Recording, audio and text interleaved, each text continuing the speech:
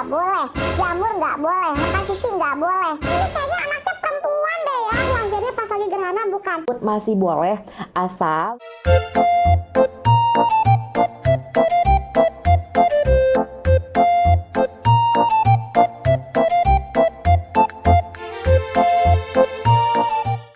Halo, Assalamualaikum warahmatullahi wabarakatuh. Ketemu lagi dengan Mom Ires. Dan terima kasih ya buat yang udah datang ke channel YouTube-nya aku.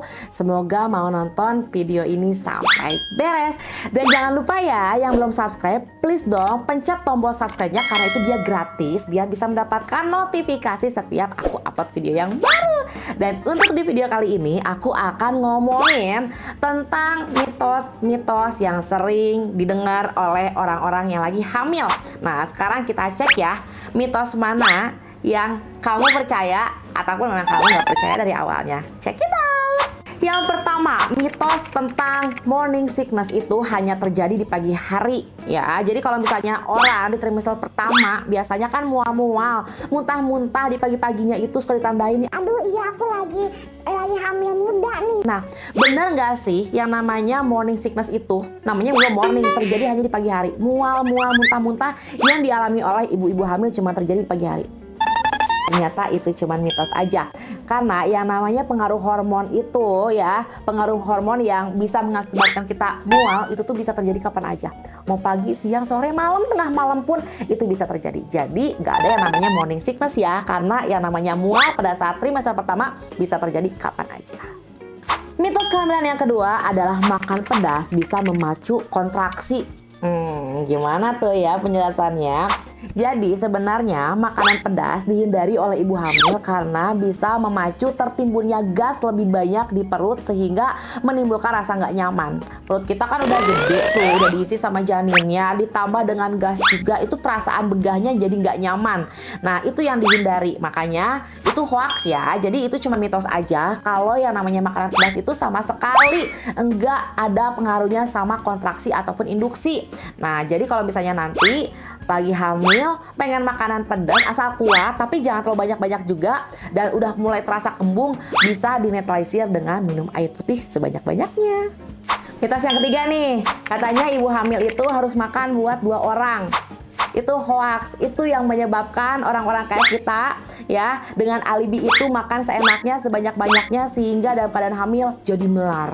Padahal yang namanya orang hamil memang butuh kalori yang lebih tinggi dibandingkan dengan biasanya, tetapi asupan kalorinya itu hanya berupa protein dan vitamin. Makanya tuh ya, kalau misalnya ibu hamil harus makan protein yang tinggi, kemudian vitaminnya juga lebih banyak tercukupi, itu karena memang untuk menutrisi si jabang bayi. Kebayang nggak sih, pada trimester pertama jabang bayi itu mulai dari setitik ini sampai segede gini, lambungnya aja kecil banget. Bayi baru lahir aja dia lambungnya segede kelereng, apalagi pada saat lagi di dalam perut tuh.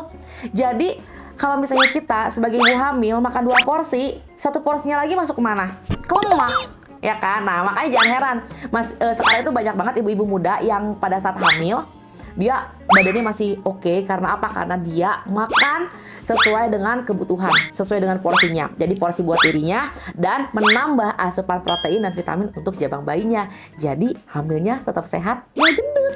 Mitos yang keempat, katanya bayi yang lahir di saat gerhana akan mengakibatkan cacat fisik. Misalnya bibir sumbing, itu sebenarnya mitos karena tidak ada hubungannya gejala atau fenomena alam terhadap kelahiran bayi. Ya, jadi kalau misalnya bayi sumbing ditanya dulu deh, ya itu Lahirnya pas lagi gerhana bukan? banyak yang lahir di saat nggak gerhana karena memang yang namanya cacat janin itu bukan terjadi atau diakibatkan oleh fenomena alam. Jadi tenang aja moms, kalau misalnya ternyata moms pas lahir nih ya, itu pas lagi gerhana, nggak usah khawatir. Aduh ketakutan nih, banyak ini itunya, nggak boleh lahir pas gerhana, ditahan-tahan akhirnya malah jadi berabe ya kan. Jadi itu mitos. Posisi bentuk perut itu menentukan kelamin bayi, dan aku tuh sampai sekarang masih banyak orang yang percaya seperti itu. Katanya kalau misalnya perutnya bulat cewek ya, Kalau misalnya perutnya lonjong, cowok gitu ya. Nah itu sebenarnya mitos. Karena setiap wanita yang lagi hamil ya, setiap wanita lah ya, memiliki bentuk tubuh yang berbeda. Ada yang jarak dari tulang rusuk ke bagian pinggulnya panjang, ada yang pendek, dan itu yang membuat bentuk perutnya berbeda-beda. Kalau misalnya ibunya tinggi nih ya, ibunya tinggi, kemudian tulang rusuk dan pinggulnya dia punya spare yang banyak, itu biasanya hamilnya nggak akan terlalu gede-gede banget. Biasanya dia akan terlihat kecil. Makanya kenapa orang tinggi ya, yang tinggi, yang langsing, dia ketika hamil, usia hamil 9 bulan nggak perlu kelihatan gede. Karena apa? Karena dia punya porsi ruang yang cukup besar menampung si jabang bayi, sehingga di bagian luar terlihatnya seperti tidak terlalu besar. Jadi nggak ada hubungannya. Makanya banyak yang salah tuh. Ini kayaknya anaknya perempuan deh ya. Udah pakai baju pink, nyiapin baju pink, ternyata keluarnya brojol laki-laki. Ya, jadi itu hoax ya. Mitos yang keenam, air kelapa bikin kulit bayi menjadi putih. Dan itu benar-benar mitos. Karena yang namanya kulit jadi putih, jadi hitam, itu adalah genetik dari orang tuanya. Kalau kedua orang tuanya kulitnya udah putih, sayangku, kamu nggak minum air kelapa juga, anaknya pasti putih juga. Karena apa ya, DNA-nya dari orang tuanya begitu gitu. Tapi bukan berarti kamu kalau gitu nggak perlu dong ya, nggak minum air kelapa. Minum air kelapa itu banyak manfaatnya ya. Dia banyak manfaatnya, bisa membuat membuat kita nggak dehidrasi, kemudian juga bagus untuk pencernaan dan segala macam. Tapi dia tidak ada hubungannya untuk menentukan warna kulit anak kita. Sama seperti kayak sering makan kacang hijau, itu dia bisa bikin lebat. Karena aku menemukan juga banyak banget case-case yang anak aku tipis, tapi aku setiap hari minum kacang hijau. Temen aku tuh malas dia makan begituan, jorok makannya, rambutnya tebal-tebal aja. Karena apa? Karena memang itu faktor genetik dari kedua orang tuanya. Tapi di sini disclaimer ya, jadi kayak kacang hijau, air kelapa muda, dan semua jenis makanan sehat lainnya itu tetap perlu dikonsumsi. Untuk apa? Memberikan nutrisi, proteinnya tinggi, tapi bukan dengan niatan biar kulitnya putih ya, kemudian biar rambutnya tebal. Itu sih balik lagi ke gen. Tapi di situ intinya setiap ibu hamil perlu asupan makanan dan minuman yang bergizi. Terus lagi nih ya, katanya mitos kalau ibu hamil itu nggak boleh olahraga. Itu juga sih yang dulu sempat kepikiran sama aku, sampai aku jadi mager olahraga. Padahal itu sebenarnya nggak ada hubungannya. Karena justru kalau ibu hamil itu rutin berolahraga, selain memang lebih sehat ke badannya, pernafasan dia juga jauh lebih panjang, lebih kuat, dan itu sangat membantu ketika dia melakukan persalinan normal.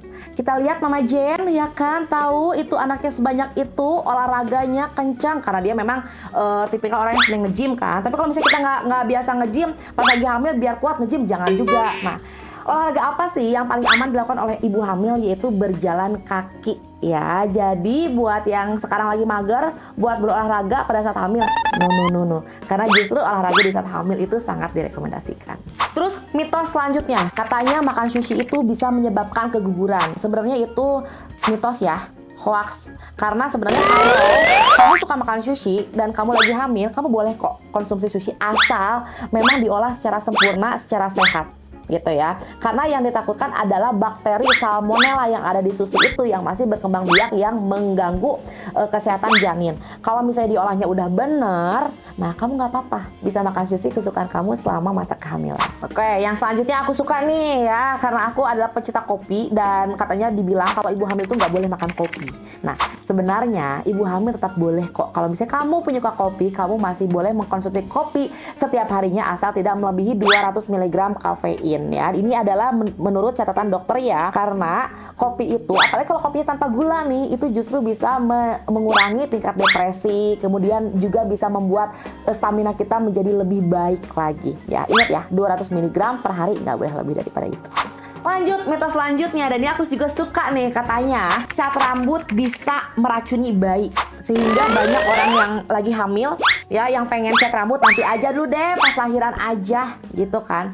Nah, ini ternyata sudah dibuktikan ya dari American Pregnancy Association bahwa sebagian besar bahan kimia yang ada di cat rambut itu tidak beracun untuk ibu hamil. Jadi kalian yang pengen mewarnai rambut masih boleh, asal nanti minta nih ya sama orang salonnya jangan kena ke kulit rambut, karena takutnya dia nanti menyerap ke peredaran darah kita. Jadi nanti kalau misalnya pengen di highlight atau misalnya pengen diwarnain, nah dikasih jarak deh 5 cm atau 3 cm ya dari akar rambut, itu bisa. Oke? Nah, ini nih ya, ini ada sebagian besar agak tabu untuk dibicarakan. Katanya mitosnya, kalau misalnya lagi hamil itu nggak boleh melakukan seks. Nah, pada dasarnya itu tetap boleh dilakukan, asal nggak terlalu gerasa-gerusu. Tahu gerasa-gerusu seperti apa? Jadi biar tidak mencederai atau tidak memberikan resiko kepada janinnya gitu ya. Itu tetap boleh karena sebagian ibu hamil justru katanya ya menurut penelitian dia merasakan libido yang lebih tinggi saat dirinya hamil dalam melakukan seks. Tapi itu tidak terjadi pada 100% wanita karena justru sebagian lainnya mengalami hal yang sebaliknya. Libido mereka terasa lebih berkurang, lebih sedikit, lebih menurun pada saat hamil. Mungkin itu disebabkan oleh faktor tingkat stres, capek. Nah itu dia bisa mempengaruhi mereka lebih senang melakukan seks di saat hamil atau tidak. Jadi intinya tetap boleh dilakukan. Mitos yang selanjutnya, katanya kalau orang hamil nggak boleh gendong balita karena berat. Ya apa kabar?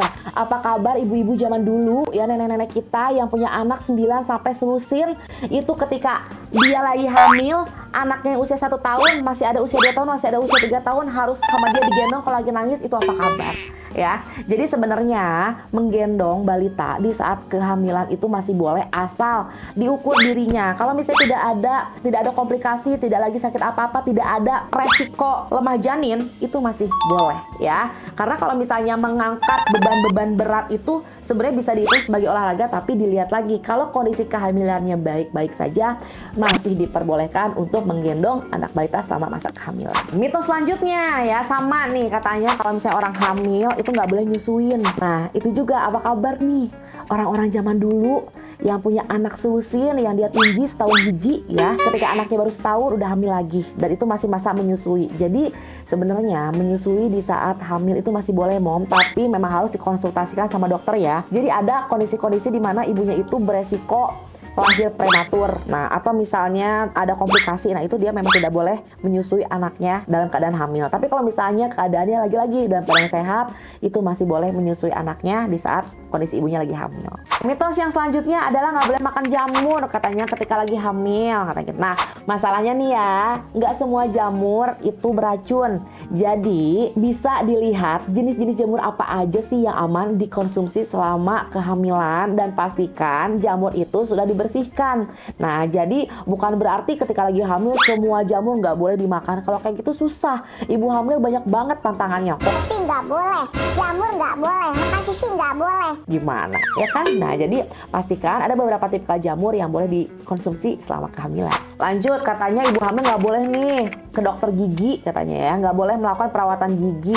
Nah ini juga mitos yang agak sedikit menyusahkan karena pada faktanya kalau misalnya seorang ibu lagi hamil dan sakit gigi, pusing-pusing, cenut-cenut, yang terjadi apa? Itu nggak bagus juga kepada janinnya karena menahan rasa sakit, apalagi dengan menahan rasa sakit minum obat sakit kepala, sakit gigi juga, itu malah lebih nggak bagus. Jadi yang tidak disarankan adalah mencabut gigi pada saat lagi hamil. Tapi kalau misalnya lagi giginya bolong, lagi giginya sakit, dirawat sebulan sekali itu perlu loh malah ya, biar giginya tetap sehat. Kalau misalnya ada bolong, daripada dicabut pada saat lagi hamil, ditambal gitu. Jadi biar ibunya tidak merasa kesakitan karena keluhan sakit gigi selama hamil, tetap harus ke dokter gigi dan itu diperbolehkan. Terus nih mitos lagi, katanya dilarang nyetir selama hamil. Nah ini di kondisi sekarang nih, di saat kita misalnya suami kerja, kita juga harus kerja ke kantor ya, dan itu juga harus nyetir sendiri. Nah masa nggak boleh? Kalau gitu nggak ngantor dong, nggak kerja dong. Nah jadi semua ibu hamil dalam keadaan kondisi yang sehat itu tetap diperbolehkan mengendarai baik itu motor ataupun mobil. Nah kecuali kalau si ibu hamilnya ini sering mengalami morning sickness, karena kalau lagi morning sickness nggak boleh tuh pergi dalam pergi berkendaraan, takutnya nanti di tengah jalan mual, pusing ya kan. Nah itu yang berbahaya. Jadi selama tidak mengalami morning sickness, nah ibu hamil tetap boleh bekerja dan mengendarai mobil ya ke tempat pekerjaannya, tetap selalu selamat tapi pastinya. Nah, terus ini nih ya. Nanas picu kelahiran prematur. Nah, kalau di sini aku tidak lagi membahas apakah nanas muda yang dimakan pada saat trimester awal itu berdampak pada keguguran atau tidak. Tapi yang aku bahas di sini adalah ketika kita lagi hamil besar, makan nanas itu bisa menyebabkan lahir prematur. Kalau nanasnya manis itu boleh sayang, karena di sini tidak ada satu penelitian pun yang bisa membuktikan bahwa nanas bisa memicu kelahiran prematur. Jadi nanas itu adalah salah satu buah yang aman dan sehat untuk dikonsumsi ibu hamil ya. Jadi pilihnya gak usah yang asam-asam deh ya. Yang manis aja, nanas tetap boleh dimakan kok selama kalian hamil. Terus ini nih, sebagai pecinta kucing, aku sering mendengar bahwa bulu kucing itu berbahaya buat ibu hamil. Nah, masalahnya di sini yang berbahaya itu bukan bulu kucingnya, tapi adalah bakteri toksoplasmanya. Dan toksoplasma itu menempel di kotoran, baik itu kotoran anjing, kotoran kucing, kotoran sapi, itu bisa jadi tokso yang menyebabkan keguguran pada janin. Nah, jadi kan sering banget tuh bulu kucing itu dijadikan kambing hitam, katanya bisa bikin mandul lah, atau bahkan ketika lagi hamil bisa bikin keguguran. Nah, sebenarnya yang bisa bikin keguguran atau cacat janin itu adalah toksoplasma yang ada di kotorannya, kotoran anjing, kucing ataupun sapi kayak gitu ya. Nah, kalau misalnya kucingnya sudah dipastikan bersih, udah dikasih vaksin, sehat, itu nggak apa-apa moms ya. Jangan jadi kucingnya dikasihin atau jadi ditelantarkan gara-gara kita hamil. Karena banyak loh ya, banyak kejadian seperti itu, kasihan ke kucingnya. Padahal orang-orang, aku aja pas lagi hamil kucing aku masih banyak ya. Tapi pastikan kucingnya terhindar dari toksoplasma. Dan mitos yang terakhir adalah USG menyebabkan radiasi yang berbahaya dan bisa menyebabkan janin keguguran. Dan itu mitos. Karena apa? Justru dengan adanya USG kita merasa terbantu untuk melihat kondisi keadaan janin di dalam perut kan. Dan sekarang tuh banyak banget kan ibu-ibu yang melakukan USG dan mereka baik-baik saja. Padahal ada berapa juta ibu hamil yang tertolong dengan adanya USG ini karena bisa mendeteksi resiko dalam masa kehamilan ya. Nah, cuma sayangnya masih ada aja nih ibu-ibu yang menolak USG karena dia takut bayinya kenapa-napa. Padahal dengan kalau nggak USG justru takutnya bayinya itu yang kenapa-napa jadi nggak ketahuan, tidak terdeteksi. Jadi buat para moms di sini karena lagi hamil, aku paham banget nih banyak banget ketakutan ya, nggak beli ini, nggak beli itu. Coba deh dikonsultasin aja sama bidan atau dokter, bener nggak sih dok itu nggak boleh, bener nggak sih dok ini tuh bikin janin aku beresiko keguguran. Coba dikonsultasiin, jangan semuanya ditelan mentah-mentah sehingga akhirnya sesuatu yang baik pun kita hindari. Seperti itu. Oke deh, sekian dulu ya mitos-mitos yang tadi aku jelaskan yang ternyata itu tidak terbukti kebenarannya yang bisa membuat janin kita beresiko keguguran ya. Jadi be smart. Semoga video ini membantu. Dan kalau misalnya masih ada nih mitos-mitos apa lagi ya yang ternyata hoax, tulis di kolom komentar ya. Terus cerita juga moms ini sebelum aku ceritain percaya mitos nomor berapa. Oke?